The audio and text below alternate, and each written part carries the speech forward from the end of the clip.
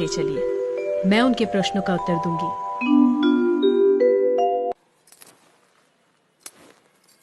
राजन, मैं प्रमाण देने के लिए तैयार हूँ, पर उससे पहले मैं कुछ चाहती हूँ। क्या चाहिए?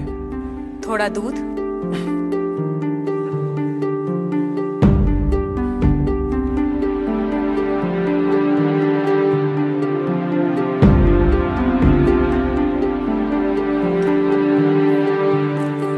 राजन, इस पात्र में आपको क्या दिखाई दे रहा है? दूध?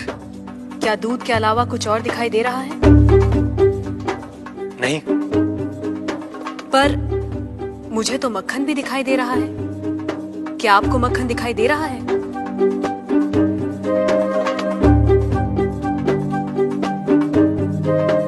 नहीं। पर राजन, क्या इसमें मक्खन नहीं है?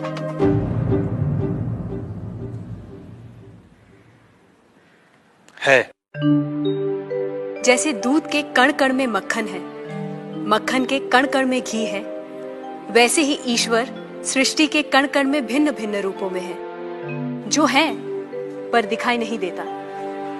जैसे दूध से मक्खन पाने के लिए उसे मथना जरूरी है, उसी तरह वेदांत के श्रवण, वेदांत का मनन और उसके निहितार्थ पर निरंतर ध्यान के द्वारा ही ईश्वर का अनुभव किया जा सकता है। राजन, क्या आपके पहले प्रश्न का उत्तर आपको मिल गया?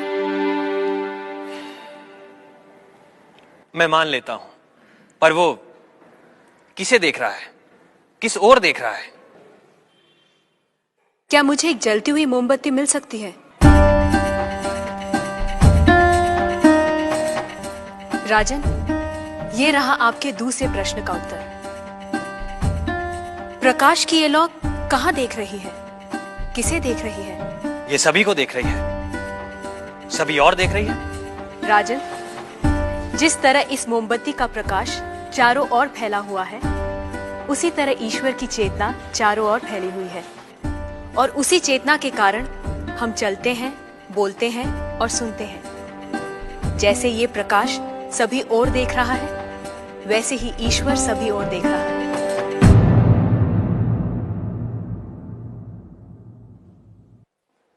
अब आपका तीसरा प्रश्न। वो इस समय क्या कर रहा है? राजन, इस समय मैं आपके प्रश्नों का उत्तर दे रही हूँ, इसलिए मैं तुम्हारी गुरु हूँ और तुम मेरे शिष्य। पर मैं खड़ी हूँ और तुम बैठे हो। यदि अपने प्रश्न का उत्तर चाहते हो तो तुम्हें मुझे अपना आसन देना होगा।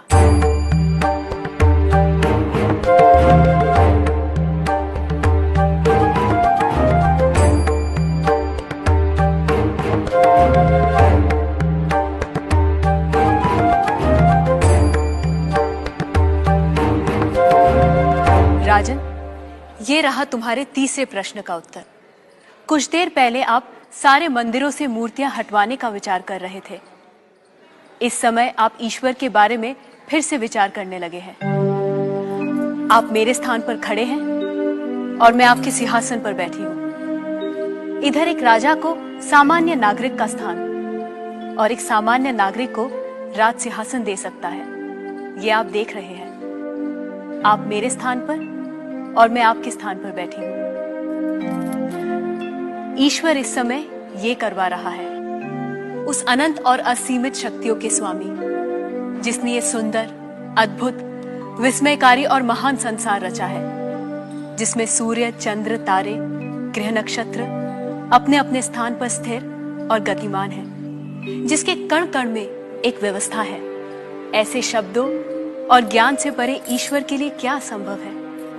कहिए राजन, क्या मंदिरों से मूर्तियां हटवाई जाएं? मूर्तियां तो उस ईश्वर की प्रतीक है, उनका मूर्त रूप है।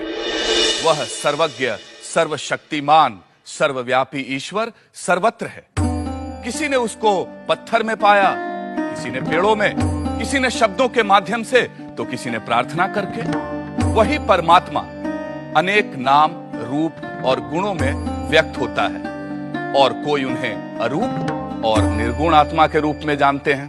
ईशास्माद्वातः पवते ईशो देति सूर्यः ईशास्मादग्निश्चेन्द्रश्च मृत्युर्धावति पञ्चम इति